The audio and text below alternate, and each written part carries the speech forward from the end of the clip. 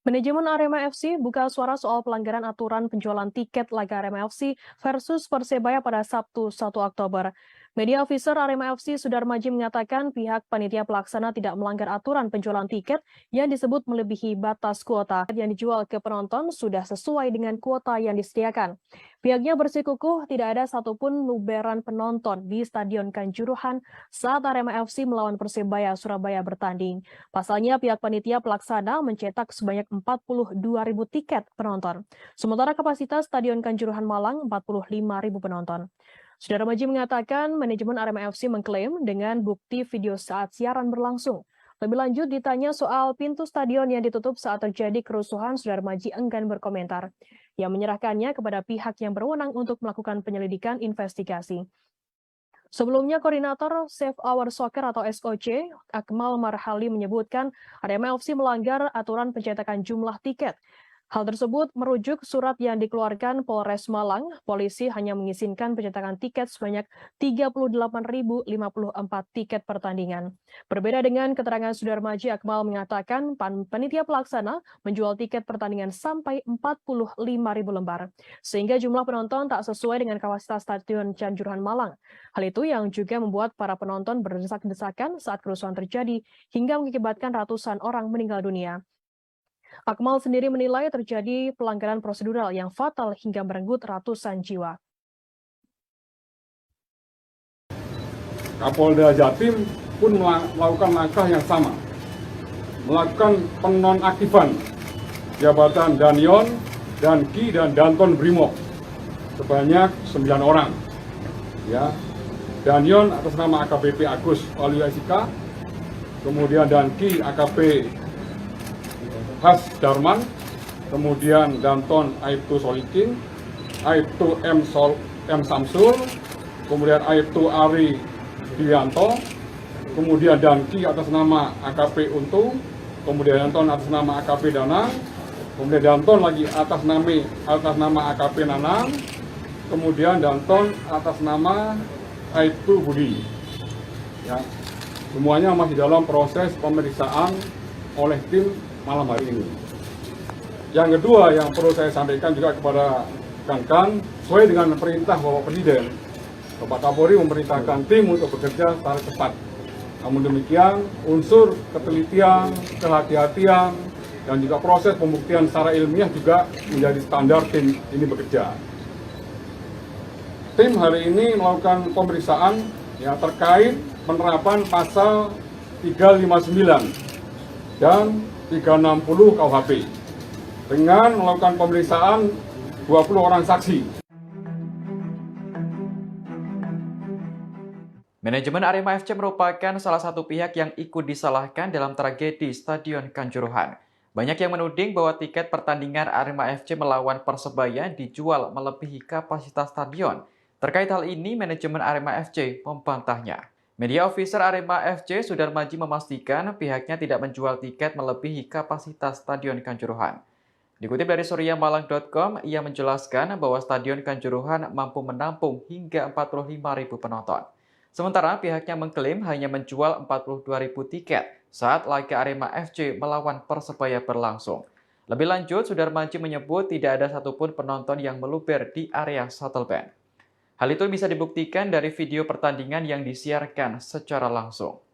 Sementara itu, terkait penuturan korban yang mengaku sejumlah pintu keluar stadion tertutup saat kerusuhan, Sudarmaji mengatakan hal itu masuk dalam investigasi pihak berwenang. Menurutnya, saat ini manajemen Arema fokus untuk tanggap darurat sesuai arahan dari Menko PMK Muhadjir Effendi. Seperti diketahui, jumlah korban meninggal akibat kerusuhan di Stadion Kanjuruhan mencapai 125 orang. Polisi menyebut penyebab banyaknya korban berjatuhan karena berdesak-desakan saat di pintu keluar stadion. Mereka berusaha menghindari tembakan gas air mata dari polisi saat kerusuhan terjadi. Lantaran pintu keluar penuh sesak dengan supporter, banyak yang mengalami sesak napas, jatuh, dan bahkan terinjak-injak.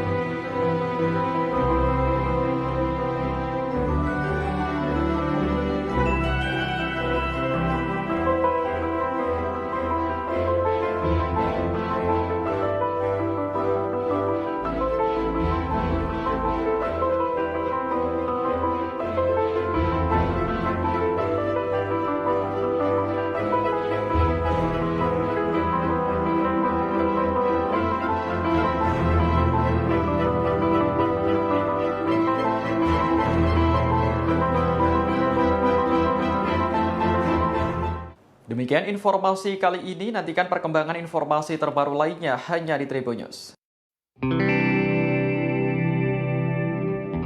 Stadion Kanjuruhan Malang menjadi lokasi terjadinya tragedi yang menewaskan 125 orang pada Sabtu 1 Oktober 2022. Stadion ini dibangun dengan biaya mencapai 35 miliar rupiah pada 1997 silam. Sebelum stadion menjadi saksi bisu tragedi, Stadion Kanjuruhan tampak megah.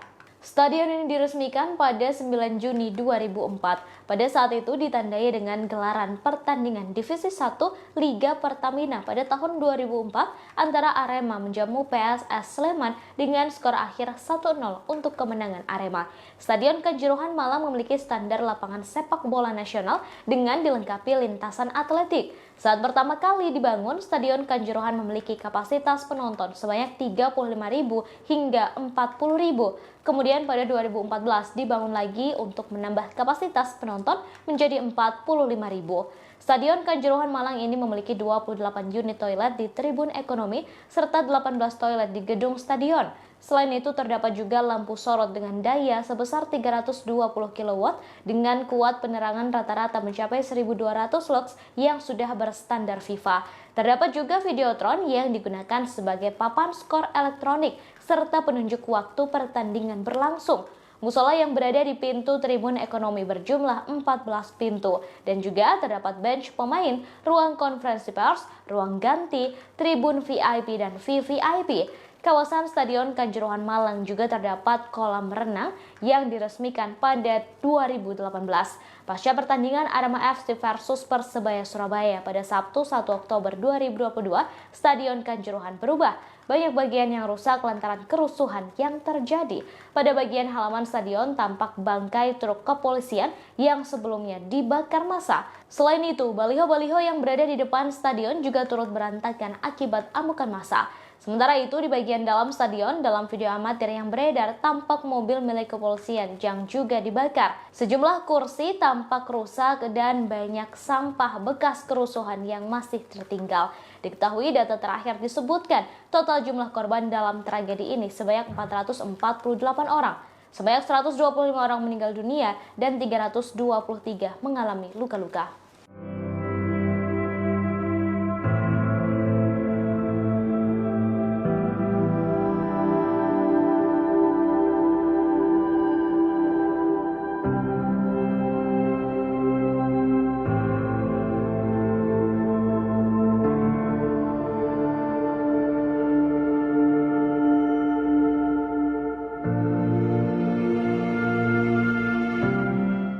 Demikian informasi kali ini, terus saksikan kanal YouTube Tribun News untuk mendapatkan informasi terbaru lainnya.